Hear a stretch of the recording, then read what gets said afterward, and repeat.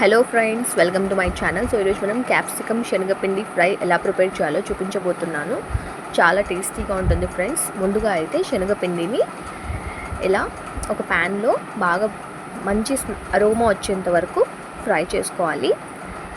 అలా ఫ్రై చేసుకొని పక్కన పెట్టేసుకొని స్టవ్ ఆన్ చేసుకుని కడాయి పెట్టుకొని అందులో ఆయిల్ వేసేసుకోవాలి.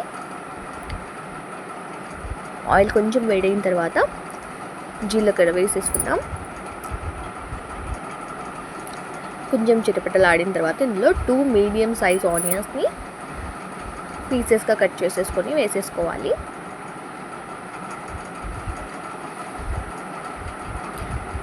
చపాతీలోకి, రైస్లోకి ఈ క్యాప్సికమ్ ఫ్రై చాలా బాగుంటుంది. మీరు కూడా ఒకసారి తప్పకుండా ట్రై చేయండి ఫ్రెండ్స్. సో ఆనియన్ మొత్తం పచ్చివాసన పోయి సాఫ్ట్గా అయ్యేంత వరకు కుక్ చేసుకోవాలి.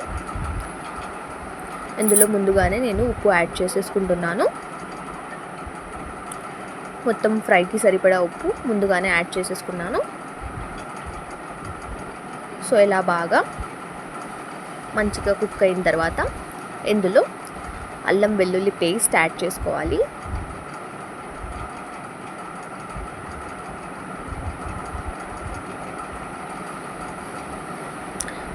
అల్లం వెల్లుల్లి పేస్ట్ పచ్చివాసన పోయేంత వరకు బాగా ఫ్రై చేసేసుకొని తర్వాత ఇందులో పసుపు యాడ్ చేసుకోవాలి. 1/2 స్పూన్ పసుపు యాడ్ చేసేసుకున్నాను నేనైతే. వీటిని ఒకసారి బాగా మిక్స్ చేసి తర్వాత స్లైసెస్గా కట్ చేసి పెట్టుకున్న క్యాప్సికమ్ని ఒక ఫుల్ బౌల్ నేను యాడ్ చేసేసుకున్నాను.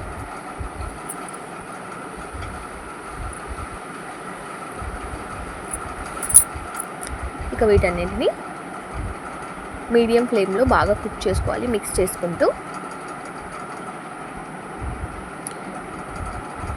క్యాప్సికమ్ మొత్తం బాగా ఫ్రై అవ్వాలి మీడియం ఫ్లేమ్లో.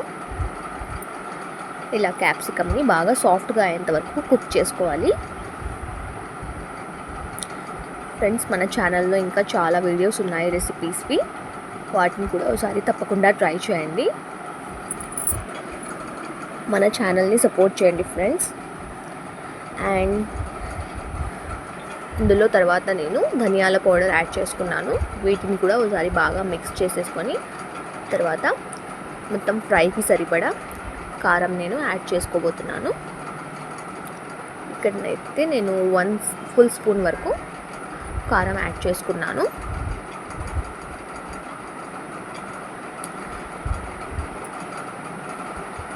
వీటిని ఒకసారి బాగా మిక్స్ చేసేసుకున్న తర్వాత ఇందులో మనం ముందుగానే ఫ్రై చేసి పెట్టుకున్నాం కదా శనగపిండి, వాటిని ఫైనల్గా యాడ్ చేసుకోవాలి.